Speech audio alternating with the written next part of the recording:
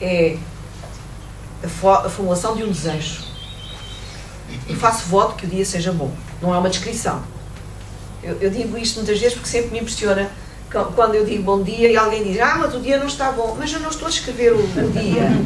Eu estou a desejar que seja bom. E não é que tenha sol, é que seja bom. Um bom dia é um desejo. Uma boa noite. E Wittgenstein, acho que, não sei se já escreveu o nome dele, Wittgenstein é um filósofo que é muito escreveu.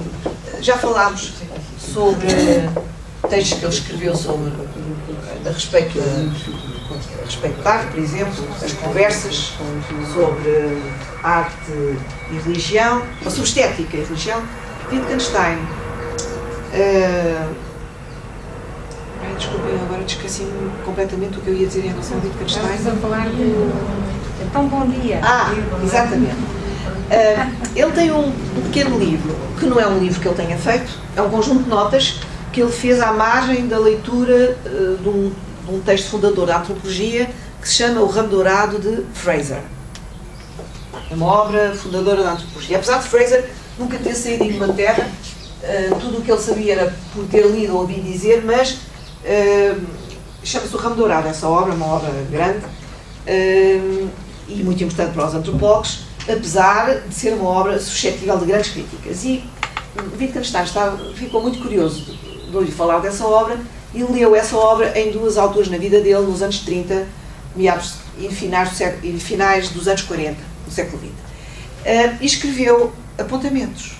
E esses apontamentos foram reunidos sob o título de Observações sobre o Ramo Dourado de Fraser. Está traduzido em português do Brasil, mas foi revisto por um português de Portugal, que é o Nuno Venturinha, que é professor aqui na nossa casa, e um grande especialista de Wittgenstein, e eu aconselho-vos a ler essa obra porque é uma obra única.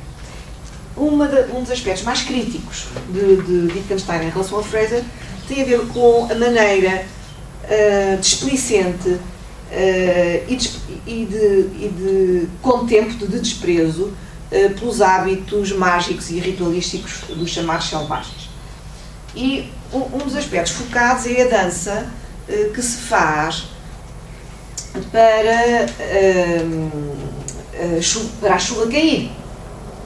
E que é um ritual em que o rei dessa tribo tem um papel muito importante. Wittgenstein faz este comentário. Mas que absurdo o que Fraser está a dizer, que não é a dança que causa a chuva. Mas os selvagens também sabem que não é a dança que causa a chuva. Porque senão faziam a chuva na época da seca. E faziam a dança na época da seca. E eles fazem a dança na época das chuvas. É tal e qual como esperar que o sol nasça. Tal e qual. Quando nasce o sol, nós desligamos as luzes. Quando o sol se põe, acendemos as lâmpadas. São gestos rituais. Que, no caso da noite, são gestos que acalmam a angústia da escuridão e do medo que a luz não venha, que a luz não volte. Nós temos esse medo que a luz... Há muitos sonhos e muitas obras de arte que têm a ver com esse medo, que a luz não volte. E muitas romances de ficção científica, e sem ser romances de ficção científica, o medo das trevas. E há alguns que amavam as trevas. Por exemplo, o Edgar Allan Poe era um escritor que amava as trevas, como Baudelaire, que não preferia o dia, preferia a noite. Aliás, há um conto muito interessante que é O Crime da Rua Morgue, que tem mesmo a ver com um homem que descobre, é um homem com muita atenção, descobre quem é o criminoso da Rua Morgue, um crime estranhíssimo, de duas mulheres, da mãe e da filha, muito estranho e muito violento, e ninguém consegue perceber o que é, e ele percebe o que é. E é um homem que só gosta de viver de noite, de tal maneira que durante o dia fecha todas as janelas, as madeiras das janelas, e acende a luz. Bem, portanto, a relação entre o dia e a noite é uma relação humana essencial e animal essencial, como sabem. Até falámos das abelhas, a propósito dos efeitos devastadores que a luz constante nas cidades que crescem e que invadem todo o espaço livre, geográfico e geológico, provocam. Mas estamos a falar disto a propósito do gênio, e do gênio ser definido por Kant como um talento, portanto um dom pelo qual a natureza dá regra à arte. Só podemos descobrir a regra olhando para a obra de arte. E olhando para a obra de arte descobrimos a intimidade entre a arte e tudo aquilo que afeta o ser humano. A passagem das estações, a queda das chuvas, os ventos, o nascer do sol, o pôr do sol, os animais, as plantas, as relações entre os animais e os homens, o nascimento, a morte e o sexo nos humanos. De tudo isto Wittgenstein fala nas observações sobre o ramo dourado, e ele considera que tudo isso faz parte da filosofia. E eu acrescento que tudo isso faz parte da arte. Também faz parte da ciência, mas de modo conceptualmente objetual. Faz parte como objeto. Não faz parte como existência, que envolve a nossa vida e na qual a nossa vida está embebida. Vamos continuar a ler. A seguir vem o livro das passagens. O gesto mais autêntico de Baudelaire, este excerto é extraordinário, não é, no fim de contas, o de Hércules em repouso, mas o do mimo, o gesto, desmaquilhado. O mimo que está desmaquilhado, que está, portanto, o mimo, que é um ator, que é, por assim dizer, possuído pelos personagens que representa, através de gestos, nunca utiliza a palavra, através de gestos, através do corpo, exclusivamente através dos movimentos do corpo. E o mimo, em geral, não tem identidade de rosto, não usa máscara, mas pinta-se como se fosse uma máscara de branco, totalmente de branco, com os olhos salientados e a boca. É um rosto humano, não é o rosto de ninguém. E ele, Benjamin considera que Baudelaire, o gesto mais autêntico, é aquele gesto em que ele está a tirar a máscara, em que ele está a pôr-se a nu, a tornar-se frágil, a tornar-se visível, em que a máscara cai. Por exemplo, a cólera, há muita cólera nos textos de Baudelaire, particularmente num texto que se chama Mon cœur mis à nu, o meu coração desnudado. E nas fusées, que podia-se traduzir por foguetes ou estilhaços de luz, também. Nós vemos muita cólera dele contra as consequências malevolentes dos atos humanos sobre os animais, com as consequências do progresso, as fantasias do naturalismo, do ecletismo, as ideias feitas, otimistas e destruidoras e autodestruidoras. Ele tem uma cólera constante. Ele grita, insulta, critica de maneira muito violenta tudo isso. E essa cólera está quase sempre ausente da poesia. Na poesia, o sentimento que nós observamos com maior profundidade, olha, na capa do livro que o Luís tem ali, vê-se um mimo do pintor da vida moderna, na tradução da Teresa Cruz. Estão a ver? Não é ninguém. Não é ninguém. Não é preciso uma máscara. Basta que o rosto deixe de ser o rosto de um vivo. Aquele não é um rosto de um vivo. O branco da pele, quando se está numa zona muito fria, é sinal de que o nosso rosto acabou de congelar e que nós vamos morrer. O branco do rosto. Ou a lividez branca quando recebemos uma notícia terrível. O nosso rosto também adquire uma brancura que é da morte. Portanto, esta brancura é uma brancura que anula a identidade do corpo vivo. Parece uma marioneta. Pode fazer os gestos de uma marioneta, mas na verdade, em geral, não. Faz os gestos que permitem, que estão entre a marioneta e o personagem que está a ser, porque ele está a ser possuído. Então, o gesto mais autêntico não é o tal Hércules, que ele utiliza de uma maneira humorística. O próprio Baudelaire, no texto que eu vos disse, fala do dandy como eu não vos disse um texto, está um homem rico, mas está seguramente um Hércules sem emprego. Ele define dandy como um Hércules sem emprego, um herói sem emprego. Mas continuando no texto do livro das passagens, este gesto surpreende-se nos desfalecimentos da sua estrutura prosódica, poética. O que são os desfalecimentos?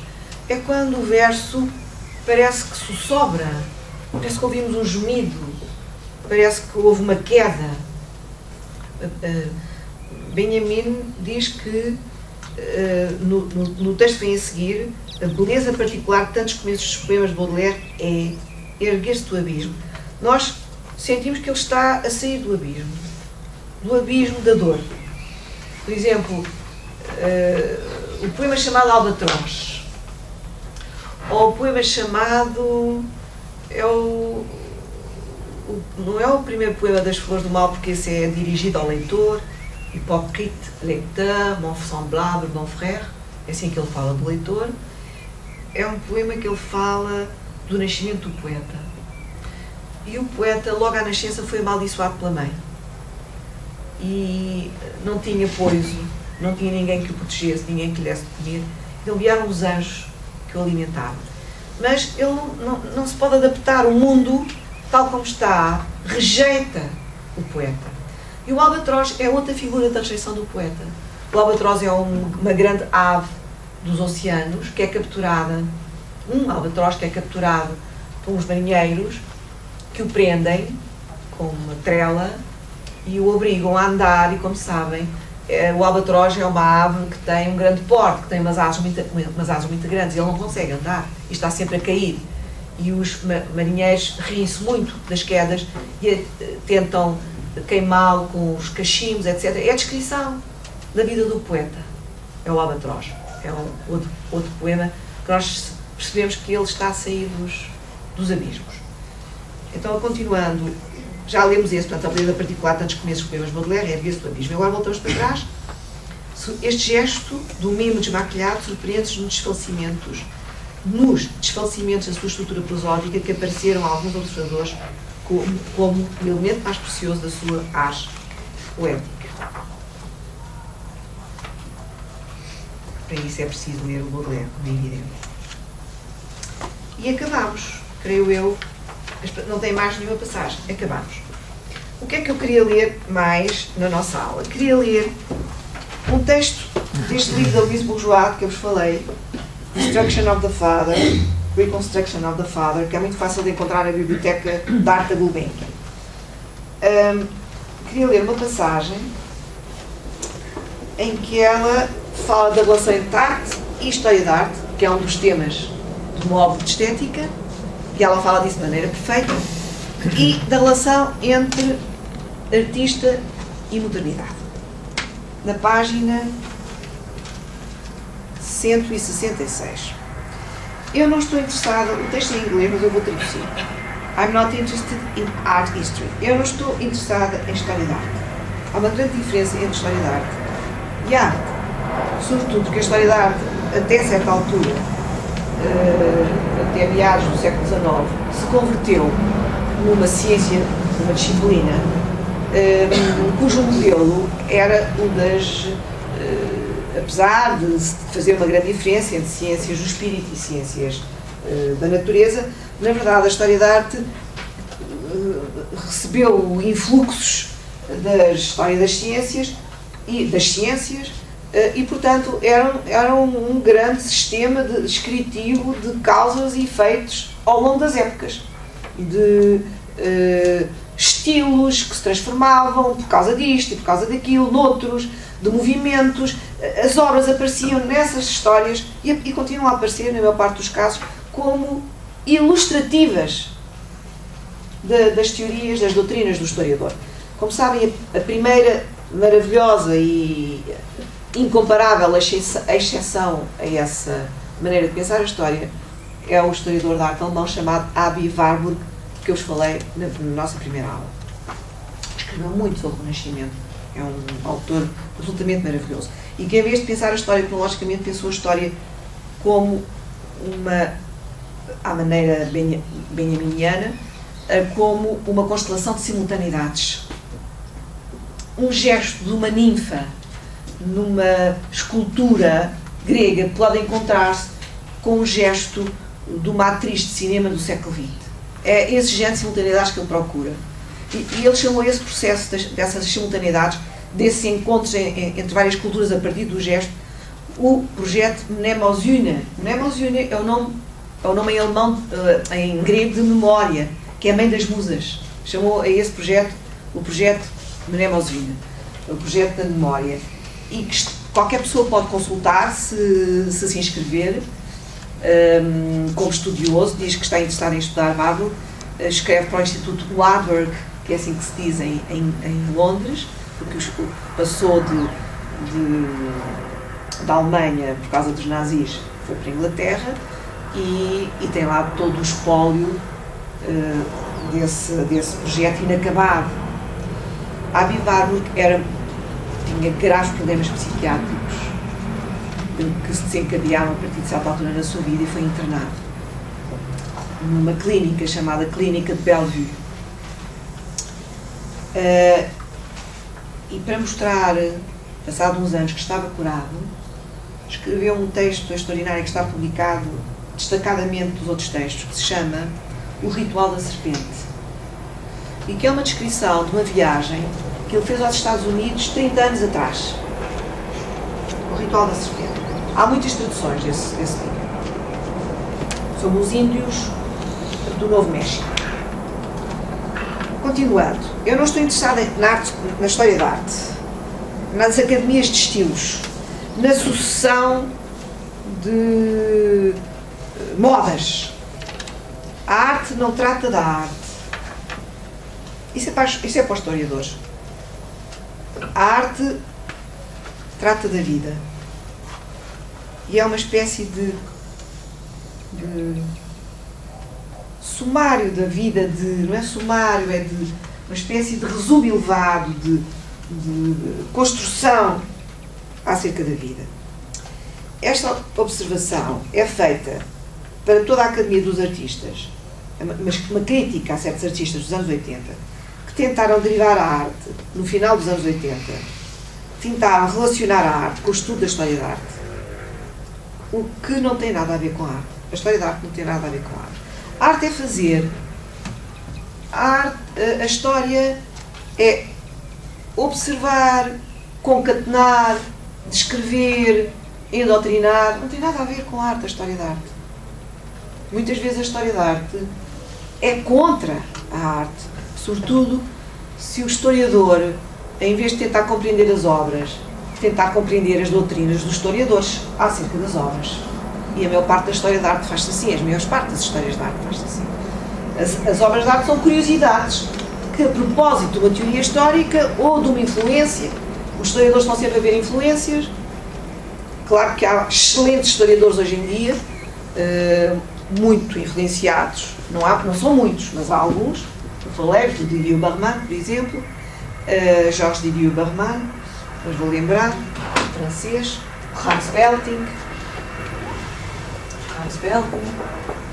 alemão, eu escrevi isto já. O Stoikita, Victor Stoikita e o Georges Didier Barman, eu já vos falei deles.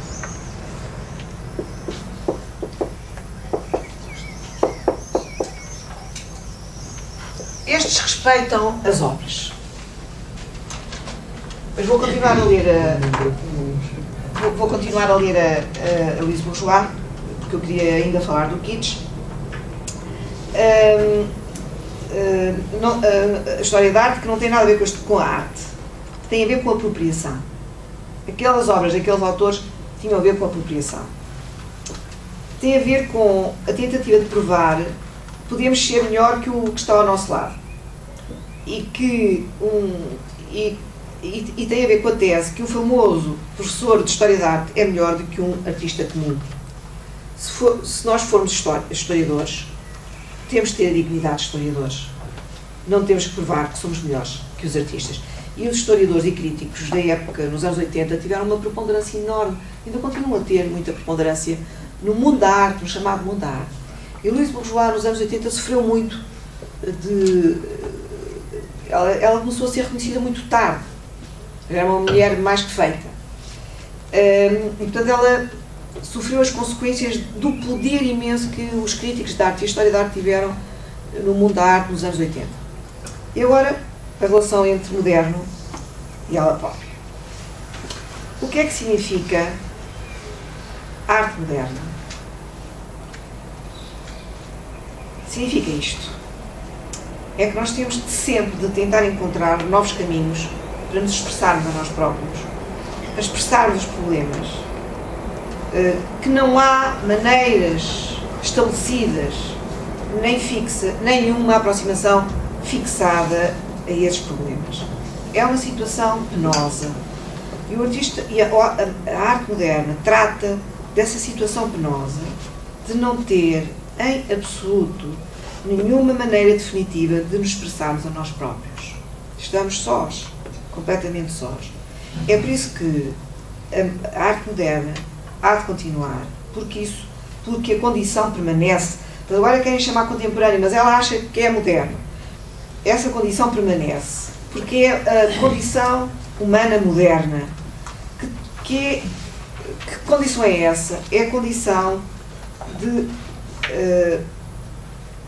sofrermos por não sermos capazes de nos expressarmos a nós próprios de modo autêntico, de expressar as nossas relações íntimas, o nosso inconsciente, de não conseguirmos confiar no mundo suficientemente para exprimir diretamente aquilo que há em nós, nele. É acerca de tentar ser saudável, são, nesta situação. De tentar, por às apalpadelas e temporariamente, expressarmos a nós próprios. A arte deriva, surge de terríveis falhas, não é terríveis, é assustadoras. Terrific failures. Falhas assustadoras e necessidades assustadoras que nós temos. A arte tem a ver com a dificuldade em sermos a self. A self, que em alemão é ein selbst, letra maiúscula, porque aqui self é um substantivo. Ser um si próprio. Ser. Como a chuva cair. Ser um si próprio não é ser eu. É ter uma autenticidade criativa. Ter originalidade e exemplaridade. Para Kant, faltava dizer isto, as duas qualidades essenciais do gênio são originalidade e exemplaridade. E uma não pode existir sem a outra. A originalidade sem exemplaridade é tentar ser novo, tentar chocar à força. E ser exemplar sem ser original é ser medíocre, apresentar uma coisa que toda a gente já viu. Quando eu vos disse que o Rimbaud diz numa carta que alguns idiotas tomam por autoras, é autor, aí a crítica que ele está a fazer é uma pessoa, eu com as minhas particularidades. Isso não é um autor. Ou melhor, é melhor abandonarmos a palavra autor e dizer alguma coisa passou por mim, me atravessou. Todos os artistas falam disso. Por exemplo, nesse filme do Fellini, ele diz que raras vezes viu os filmes que fez. Estão feitos. Aliás, o Chibida também diz que as esculturas que já estão acabadas estão mortas. Ele tem que passar para diante, para fazer outras. Já fez os filmes já estão feitos. Mas, quando às vezes os vê, tem uma sensação estranhíssima. Porque pergunta sempre, mas quem é que fez isto? Eu não o adjetivo. Como? Quem pergunta isso? É o Fellini. Eu estava a perguntar se ele pergunta isso, adjetivando ou não. Não. Quem é que fez? No sentido de haver como ele diz depois maravilhosamente, haver um habitante obscuro nele, que ele não sabe quem é, não sabe que nome dar-lhe, e que quando está a fazer os filmes o guia. Ele diz que nas primeiras semanas ele guia o filme, nas semanas a seguir o filme é que o guia a ele, é que o faz continuar. E nas grandes obras, e ele não chama isso de improvisação, ele diz que não há improvisação em arte, o mesmo dirá Alice Bourgeois, no sentido negativo do termo, de qualquer coisa serve, ou espontaneamente. A espontaneidade é a dignidade suprema da vida, mas é preciso disciplina para ela se exprimir. Leibniz dizia que a liberdade é a espontaneidade do espírito.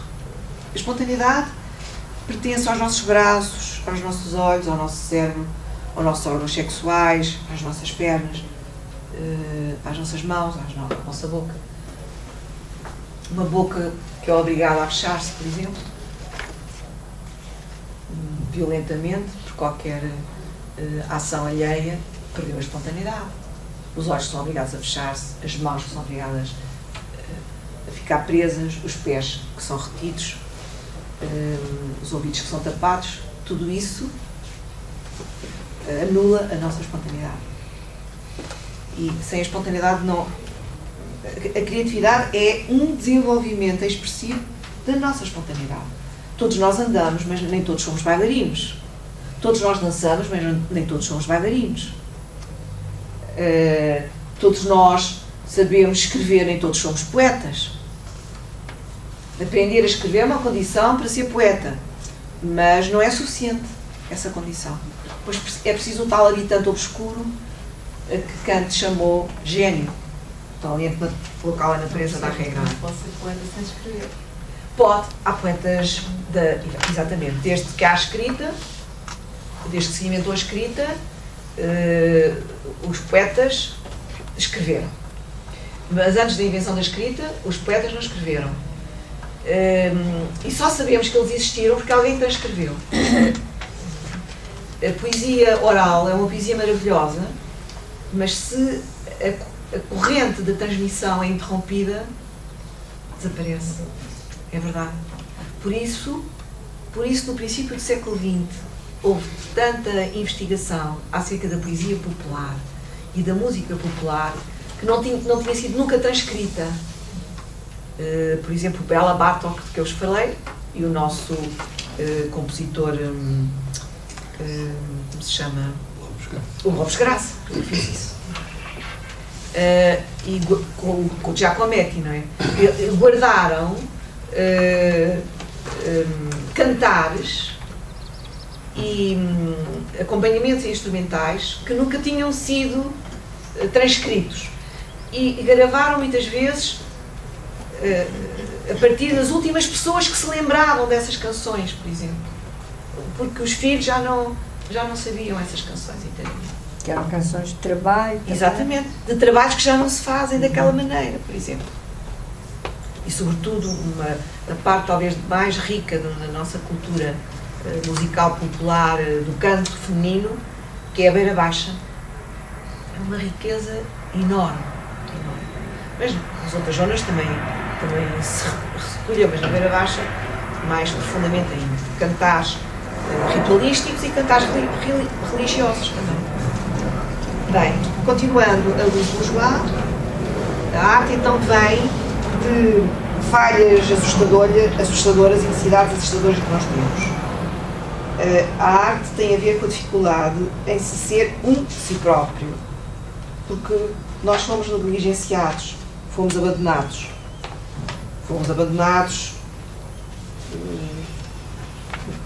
na nossa vida pessoal. Isto tem a ver com a vida pessoal dela, mas não tem só a ver com a vida pessoal dela. Não é que ela tenha sido abandonada pelos pais, mas longe disso, mas o pai criou uma relação muito difícil com a mãe e com os dois filhos, e em particular com esta filha mais velha, que era a Luísa. Mas não é, ela não está a falar dela, ela está a falar da situação, da condição do homem moderno, que é o homem abandonado na história, à morte. É a experiência do homem moderno que desde o barroco se difundiu. Em todo o lado, no mundo moderno, há negligência. Negligência é a falta de atenção. Todo o mal vem da falta de atenção, na verdade. Todo o mal que há na Terra vem da falta de atenção. Há até um escritor, um filósofo cristão, muito importante, chamado Malebranche, que diz que a atenção é a oração natural da alma.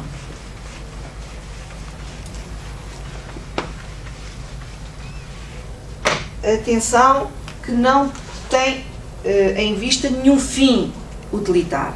A atenção é abandonar-se à coisa que se está a ver. É o princípio do juízo estético. Nós não podemos dizer isto é belo se não temos atenção. Se não afastamos todos os aspectos utilitários, dos nossos apetites, das regras da sociedade, etc. Malebranche.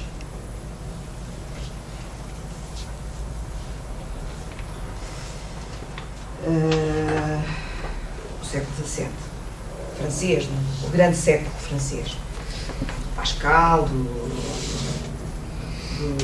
Descartes, etc. Então, em todo o lado do mundo moderno há negligência.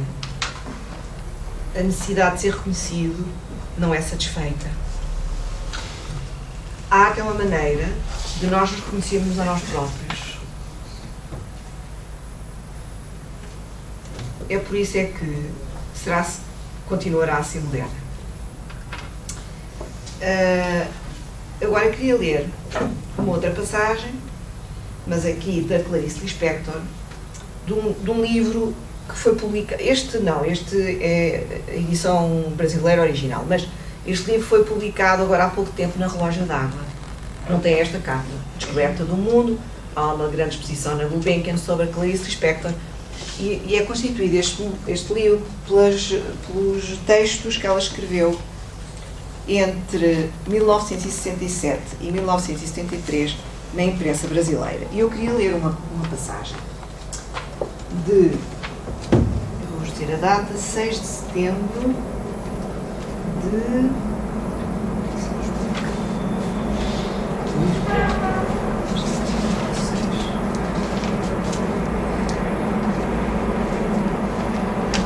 6 de setembro de 1969. E chama-se O Artista Perfeito. Não me lembro bem se é em Les Données Immédiates de la Conscience que Bergson, um grande filósofo francês, que nasceu no século XIX e morreu no século XX, foi o grande mestre de um filósofo que toda a gente já ouviu falar com certeza, chama-se Henri Bergson. Ele foi o grande mestre do Deleuze.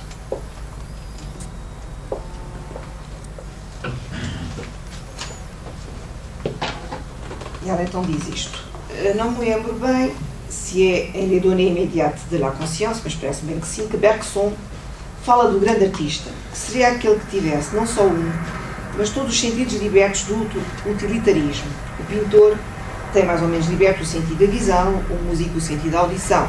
Mas Bergson imaginou um artista que tivesse os sentidos todos libertos do utilitarismo. Quer dizer, que tivesse saído para fora da condição humana. Mas aquele que estivesse completamente livre de soluções convencionais e utilitárias veria o mundo, ou melhor, teria o mundo de um modo como jamais artista nenhum o teve. Porque a arte é um combate. É um combate contra as resistências, um combate contra os obstáculos, um combate contra aquilo que nos foi ensinado. É um combate. Não é uma adesão. Não há uma expressão inteiramente livre. Fellini também fala disso muito bem. A liberdade total é uma fantasia, uma superstição em relação à criatividade, porque só os limites é que permitem o exercício da liberdade. Do ponto de vista artístico e também do ponto de vista moral. Mas ele está a falar de um ponto de vista artístico. Fellini não está a falar do ponto de vista moral. Portanto, mas aquele que estivesse completamente livre de soluções convencionais e utilitárias veria o mundo, ou melhor, teria o mundo e o modo como jamais artista nenhum o teve, quer dizer, totalmente e na sua verdadeira realidade. Isto é, estava sempre com atenção, dia e noite, desde que nasceu. Tinha a impressão que não faz parte da nossa vida, tal ser, nossa vida humana. Isso podia levantar uma hipótese. Agora levanta uma hipótese muito interessante. Suponhamos que se pudesse educar, ou não educar, uma criança tomando como base a determinação de conservar os sentidos alertas e puros. Que se não lhe dessem dados, mas que os seus dados fossem apenas os imediatos. Tem a ver com os dados imediatos da consciência. Que ela não se habituasse a esta ideia. É esta ideia que ela quer fazer passar e que é de Bergson. O artista autêntico é aquele que vê tudo como se fosse novo pela primeira vez, sempre. Mas isso não é assim. O artista está sempre a voltar à vida que tem. Come, bebe, tem amigos, tem inimigos, tem casa, viaja. Às vezes casa, outras vezes não casa. Tem filhos, outras vezes não tem filhos. Muda de galeria. Fala com os críticos, às vezes fala também com outros artistas, sobretudo para saber que exposições é que vão fazer, etc, etc. Essa é uma parte da vida do artista. Mas Bergson imaginou que essa parte podia ser retirada. Continuando, que essa criança não se habituasse. Suponhamos ainda que, com o fim de mantê-la em campo sensato que lhe servisse de denominador comum, com os outros homens, a permitisse certa estabilidade indispensável para viver. Dessem-lhe umas pequenas noções utilitárias, mas utilitárias para serem utilitárias, comida para ser comida, bebida para ser bebida e no resto a conservar-se livre. Suponhamos então que essa criança se tornasse artista e fosse artista. O primeiro problema surge. Seria ela artista pelo simples facto da educação, desta educação? É de crer que não. A arte não é pureza, é purificação. A arte não é liberdade, é a libertação. Essa criança seria um artista no momento em que descobrisse que há um símbolo utilitário na coisa pura que nos é dada. Então ela aí seria artista, invertia a ordem. O utilitário é que era simbólico. Ela faria, no entanto, arte se seguisse o caminho inverso ao dos artistas que não passam por essa impossível educação. Ela unificaria as coisas do mundo, não pelo seu lado de maravilha, de maravilhosa gratuidade, mas pelo seu lado de utilidade maravilhosa.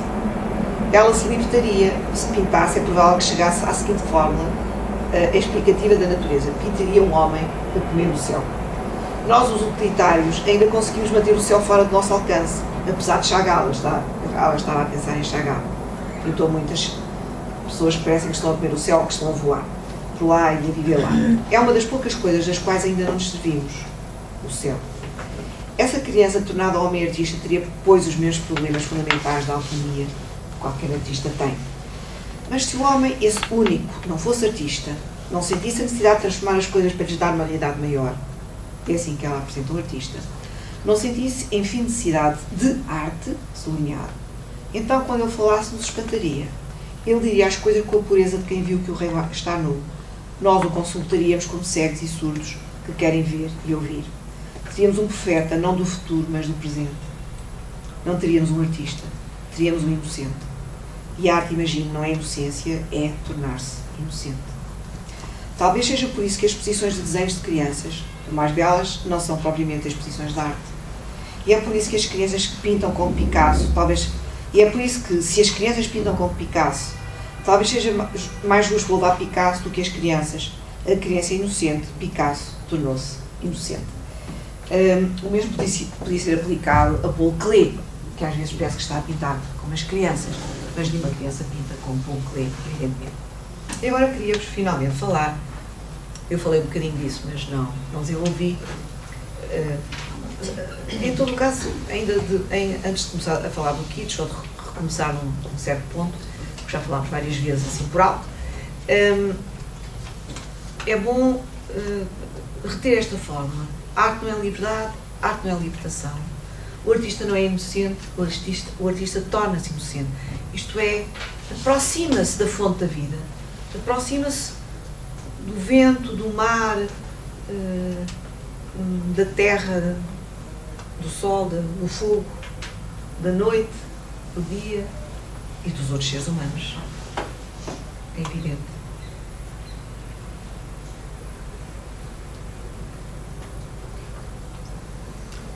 Para uma criança ser artista é preciso passar pela prova de fogo da adolescência, isto é, o esquecimento da infância.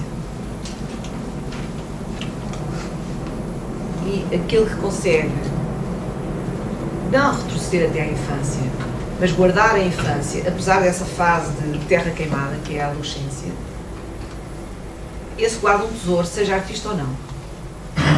E se for um artista, vai lá escavar, muito.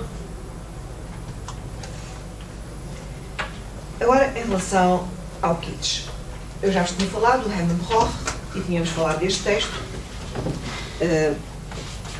Eu só tenho versão francesa e alemã, trouxe a versão francesa. Hermann Broch. Falei-vos de uma obra extraordinária, de duas obras extraordinárias que ele escreveu. Não são as únicas, mas são das maiores. Uma delas é a maior, seguramente, que é A Morte de Virgílio, e a outra é Os Sonâmbulos. Ambas estão traduzidas em português. As traduções não são muito famosas. Há uma tradução brasileira, feita no Brasil, da Morte de Virgílio, que eu considero muito boa, apesar de vez em quando nós sentimos os ouvidos feridos por certas palavras que nós não usamos. Mas isso não podemos evitar, porque a língua portuguesa no Brasil sofre uma evolução que é dela e quem é que pode dominar essa evolução? Nunca se ouviu falar, a não ser pelo cor ortográfico, essa aberração. Então, o texto em que Hermann Broch, ele tem vários que fala de kitsch, mas em que ele trata do problema, a fundo chama-se o mal no sistema de valores da arte. O mal no sistema de valores da arte. Ou no sistema axiológico da arte, como quiser.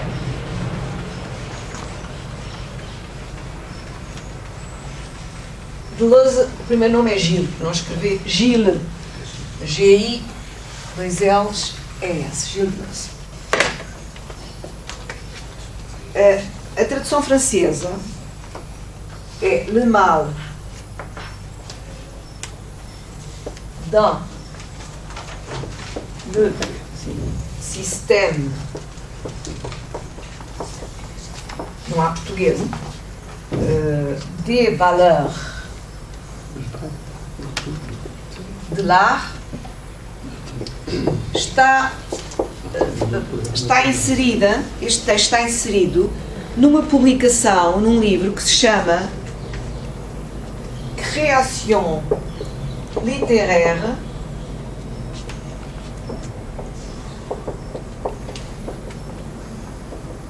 et connaissance.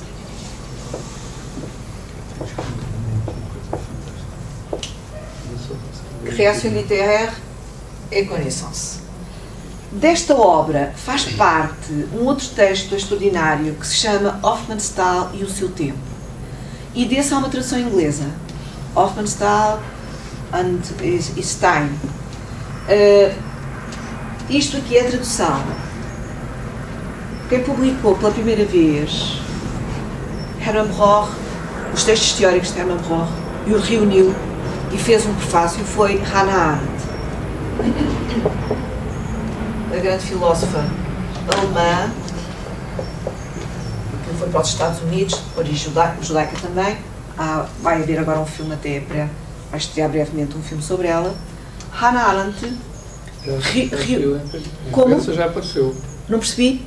O filme em França já apareceu. Já. Mas eu acho que em breve, acho que deve estar a estrear aqui em Lisboa. Vai haver uma antestreia no sábado e depois incluída naquela iniciativa de cinema e judaico, ou cinema e cultura judaica, qualquer coisa assim. São Jorge. No São Jorge, exatamente. Hannah Arendt é uma pensadora extraordinária. Conheceu muito bem Hermann Broch nos Estados Unidos e resolveu publicar, depois da morte dele, ele morreu em 51, no mesmo ano de Wittgenstein. Ele não queria morrer nos Estados Unidos, mas morreu nos Estados Unidos. Reuniu os textos teóricos dele e o primeiro volume chamava-se Dichten und Cannon, que quer dizer fazer poesia e conhecer. A criação literária é só uma palavra em alemão. Dichten é o ato poético. A palavra Dichtung geralmente é traduzida como poesia. Por exemplo, aquela autobiografia muito famosa do Goethe que se chama Dichtung und Wahrheit, geralmente traduz por poesia e verdade. E Dichten tem a ver, como verbo, tem a ver com concentrar, com condensar. A poesia é vista como um ato de condensação. E foi publicada em 55. Eu acho que a primeira edição dos textos da Hahn. Ela é editora no sentido inglês e alemão do termo. Isto é, ela reuniu as obras, selecionou os textos, reuniu-os e fez um prefácio. Foi publicada na Suíça em 1955. Este texto, o Mal no Sistema de Valores da Arte, foi escrito em 1933. Não vamos ler o texto é muito longo e muito difícil. Mesmo muito difícil. Ler Rohr é um exercício de longa duração, de perda de fogo e de longa duração. Rohr considerou que não havia nada mais importante na vida do que os valores. E o que é um valor para ele? Parece quase uma coisa circular. É um interesse da vida. O valor é um interesse da vida. Exemplos de valores. Um ato poético, uma doutrina filosófica, uma lei da física, mas também um ritual funerário, a feitura do pão, etc. Valor é uma coisa que diz respeito à vida, é um interesse da vida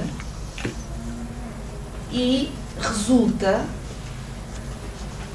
da relação que o homem tem com o tempo, da relação extremamente negativa que o homem tem com o tempo. Lembram-se de eu vos dizer que Hermann Rohr só tem uma imagem do tempo, que é da linha, da série, 1 mais 1 mais 1 mais 1.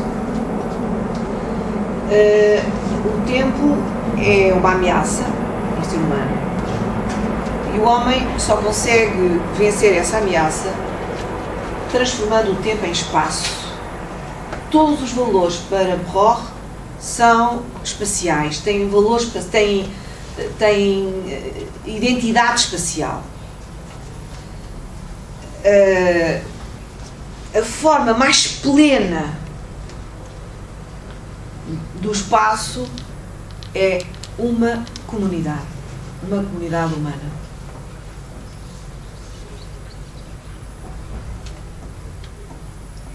Ele concebeu que os sistemas de valores, por exemplo, o sistema de valores da ciência, o sistema de valores da filosofia, o sistema de valores da política, da economia, etc., têm todos particularidades próprias. Mas, nas suas relações recíprocas, essas particularidades próprias podem ser afetadas. E a essa afecção destruidora chamou ele o mal. Nos sistemas de valores em geral. É uma afecção provocada pela relação entre sistemas de valores e que põe em perigo um dos sistemas, ou 2 dos sistemas, ou 3 dos sistemas. Ele depois especificou os géneros de mal. Há 2 géneros de mal. O mal dogmático e o mal radical. O mal dogmático é aquele género de destruição que um sistema efetua sobre outro. Por exemplo, o sistema religioso sobre o sistema artístico, ou sobre o sistema político, ou o sistema político sobre o sistema religioso e o sistema artístico. Conhecemos os 2 casos. Por exemplo, conhecemos as perseguições religiosas cristãs, como hoje em dia conhecemos as perseguições religiosas muçulmanas. Não começaram agora, mas a nossa consciência delas é mais recente, mas as questões foram muito antigas e muito conhecidas desde nós, dada a nossa cultura.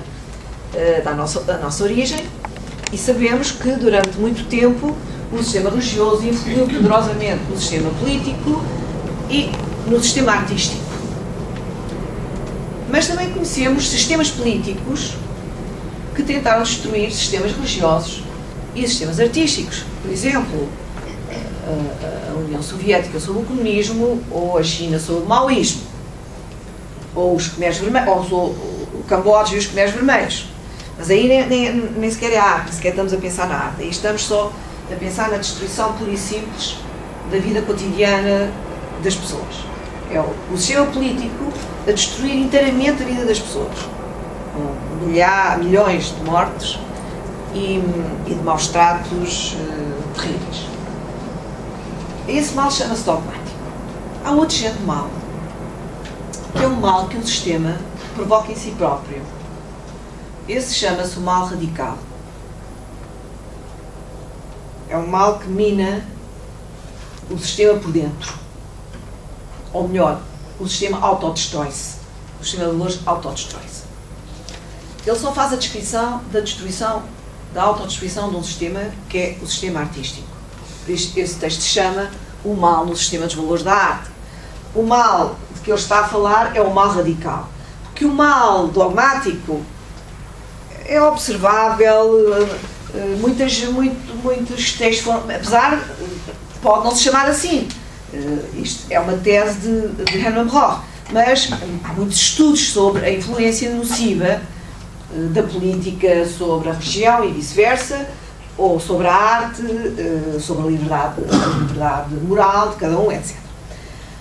Ele vai debruçar sobre o mal radical. O título é o mal, mas na verdade ele vai debruçar-se, faz estas distinções que eu estou a apresentar, mas o que lhe interessa é o mal radical do sistema de valores da arte. E como é que ele consegue estudar o mal radical do sistema de valores da arte? Na verdade, o sistema artístico é o único sistema que não exerce destruição sobre os outros sistemas. O sistema artístico nunca tentou dominar o religioso, nem o político, nem o económico.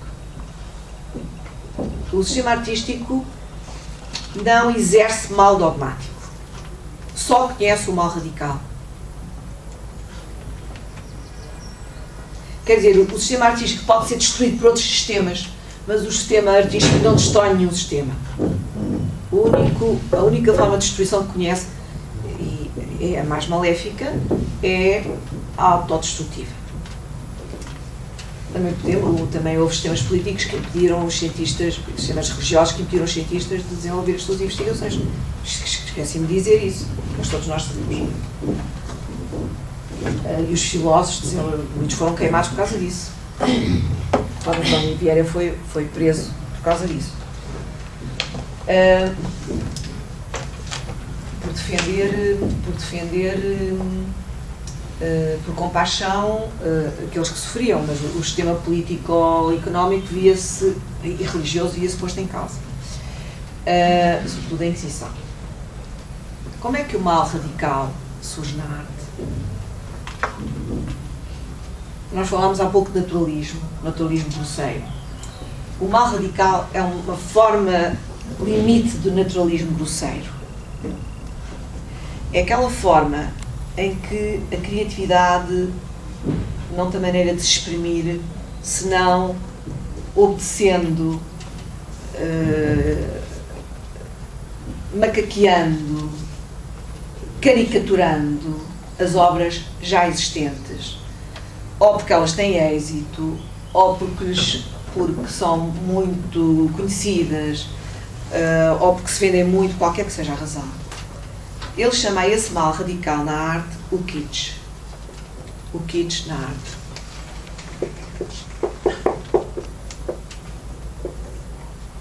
Pode haver muitas pessoas que gostem dessas obras, podem ser compradas por muitas pessoas. Elas não deixam de ser exemplos de mal radical. O mal radical é aquele que ignora que a arte é um procedimento infinito, que a criatividade é um dom e que a natureza não é um objeto à nossa disposição. Portanto, o kitsch é um sistema imitativo, estritamente imitativo, que resulta da astúcia de descobrir as regras segundo as quais certas obras foram feitas e seguir essas regras. Portanto, não é a natureza que dá a regra à arte no kitsch. É uma regra descoberta numa obra, convertida em regra do fazer artístico, que é um fazer artístico depravado. Para este mal radical, não há nenhuma cura, nós não conhecemos nenhuma cura. Na verdade, a única possibilidade da arte se manter, quando o kitsch é muito poderoso, é ter confiança que há alguns artistas que nunca produzirão obras segundo fórmulas que têm êxito, caricaturando a verdadeira criatividade. Ele fala do naturalismo alargado.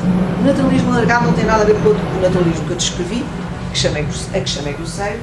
O naturalismo alargado tem a ver com o respeito imenso que Hermann Broch tem por aquilo que está à nossa volta e pelos nossos gestos mais simples, como por exemplo atravessar uma rua, ou subir para o estribo de um comboio, ou estar deitado na cama quando se é muito pequeno e tentar perceber as formas que a luz que vem por uma ficha da porta produz, ou sentir o batimento do coração, etc., ou a pulsação. Todos esses gestos e todos esses movimentos são muito comuns e a arte tem que dar atenção justamente a isso que é muito comum, que faz parte dos nossos hábitos mais simples, que preenchem toda a nossa vida, incluindo a relação com a natureza, como é evidente. Portanto, o naturalismo alargado é uma maneira de combater o kitsch sem cair na irrealidade. É uma forma de dar vazão à criatividade por uma atenção extrema àquilo que está diante de nós. Quando nós damos atenção extrema àquilo que está diante de nós, aquilo que está diante de nós fica transfigurado. É como se todo o mundo ficasse lá concentrado.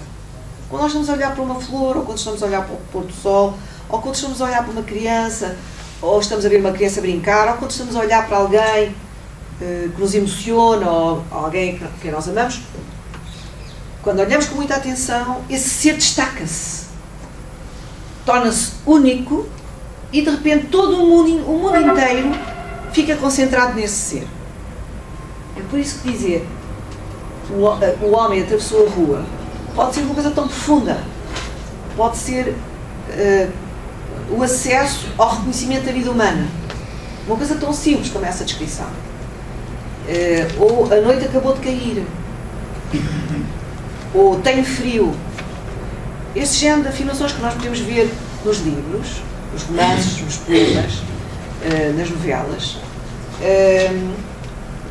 aparecem de tal modo cheios da energia